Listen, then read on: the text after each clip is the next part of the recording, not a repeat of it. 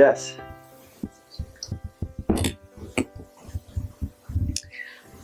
That was really, really great. Thanks, Paul.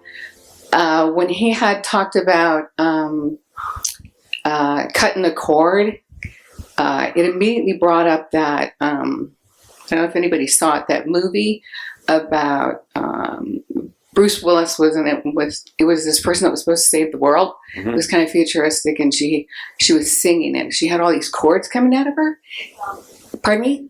Fifth Element. Fifth Element, yeah. Yeah. Anyway, she had all these chords coming out of her, and I kind of feel that way all the time. You know, I've got all these connections with all these people, and I gotta love them, and it's kids, and it's my freaking chihuahuas. They're and, oh man, I've connected all this stuff, and so I got a chance to just like cut the cords, and it was so amazing, Paul, because all of a sudden my spine got really straight, and my shoulders were lightened, and it was really nice. Thank you. Thank you.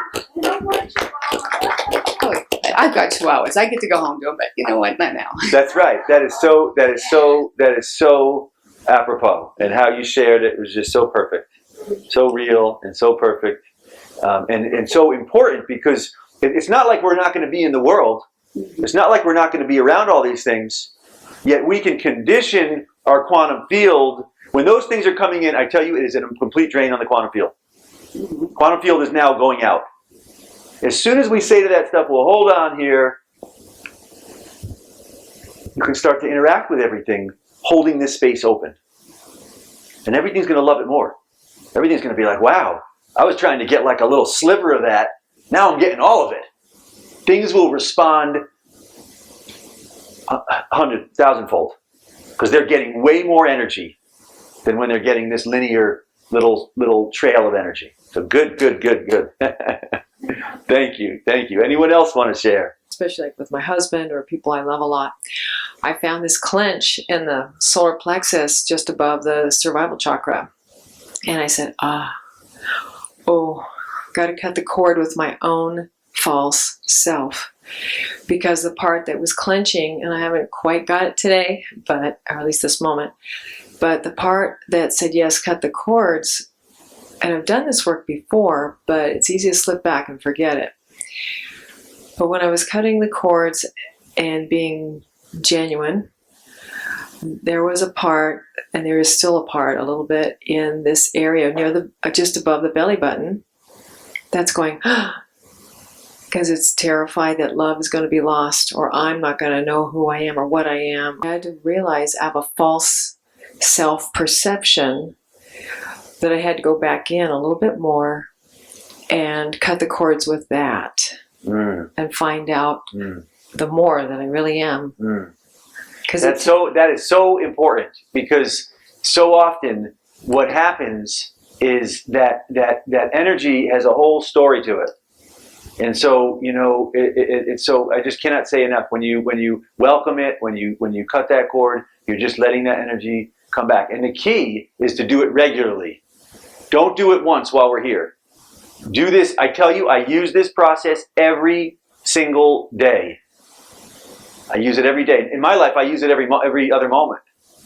Naturally. It's a natural thing for me. I don't even really do it. I just say, and it just starts. I just clear the outside of the field. It's like your garden. You have a garden and you got your neighbor's animals and weeds and things coming in.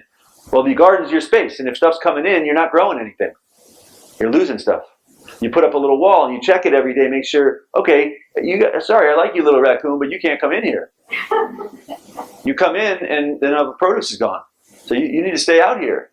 So, and the hardest part for people about this process is their loved ones. And they're the most important ones.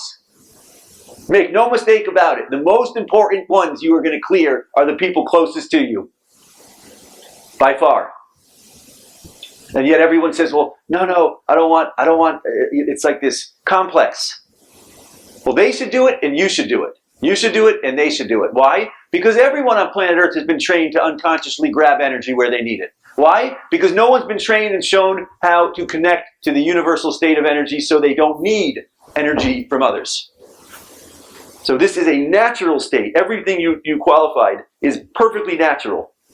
And most people go through some iterations along in that kind of situation. So how do you remedy that? Get clear. We're not unconscious beings. We don't need anything from anyone else. We're conscious beings from the universe and beyond. So take moments, clear that, even with your loved ones. And they need it too, because they get caught up with other things, and then they're spinning, and then often the things that people interact with then are spinning in them, and then that stuff is then interacting. So when your loved one goes out and interacts with some stuff and they have some residue, they come in. If you're real close in with them, do you want all the stuff that they were spinning around affecting your experience? That's the importance of saying, clear this. And also having them also do it as well. Our planet right now is obsessed with this energetic, and it's not just people. I do this with groups. I can't tell you how many groups have an agenda. Even charities, even religions, they have an agenda. So I do it with everything. Clubs. The yogis say there's a karma to everything. And everything you're in, you're getting a karmic effect of that. So I don't say, oh no, I'm not going to do any groups. I'm not going to do anything. I say, okay, well this has some stuff I like. When I leave that group, I say, okay, I clear from that. And it's not as, I don't want it to come across and for people to leave here and be constantly going around like this. Because it's not like that. For me, it's a very small part of my life. It's not a big part of my life. I'm not going around judging everything and analyzing everything. When I do a process, an easy way to do it at first, when you do a process, to drop into Stillpoint, first thing I do, I just clear the field, then I drop into Stillpoint, then I look around. Do it that once or twice a day, that's it. Easy. The more you do it, I tell you what, all that's going to happen is as you get stronger, your quantum field gets stronger. At a certain point, the quantum field is going to be strong so that it doesn't do that. It's not natural for the quantum field when it's strong. It starts to radiate. Well, then when someone comes up with that kind of thing, it just kind of says, oh yeah, okay, good, hi. Just radiates out. And most people have been trained to live their life from their body and their thinking. Body, that's the primary vehicle for most people. Well, as you start to come here, it opens up some new opportunities. One of those is navigation. How do we make choices about what we're doing with people? In my world, if I'm in my quantum field, just to give a brief example, and someone keeps coming and wanting to gossip and have emotions, at a certain point I just start to say, well, I might get real with them. I say, hey, I want to hang out with you. It's great, but I really don't want to do that. Because it brings my quantum field, it shuts, I might not say that, but and it's about making choices that help support the quantum field. And maybe as you open up and start to live more in your quantum field, that's going to open up a new kind of opening to the kind of people that you're choosing to be around. Doesn't mean the people that we love we don't interact, we just not as much maybe, or we don't plan to go to the movie that they want to see that's about action for 2 hours. We say, no, I think I'm going to go watch this one, it's about making choices. How do we support this space?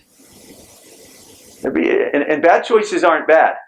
You make a choice and it shuts you down and then you're wound up for a day, it's a learning lesson.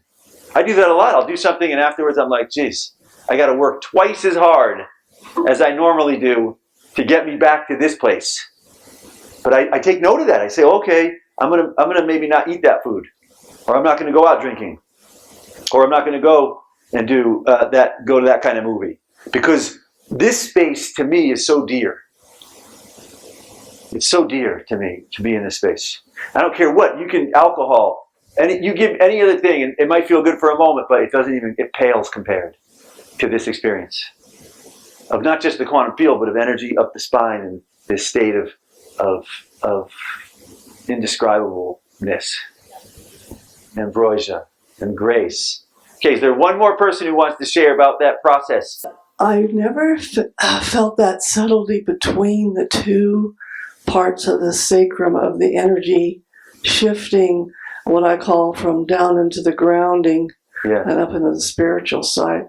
To go in the center was a new experience for me. And it was especially delicious, and it did then help with the Amrita the process of the getting a lot, actually more and more digestive juices in the mouth, Yes.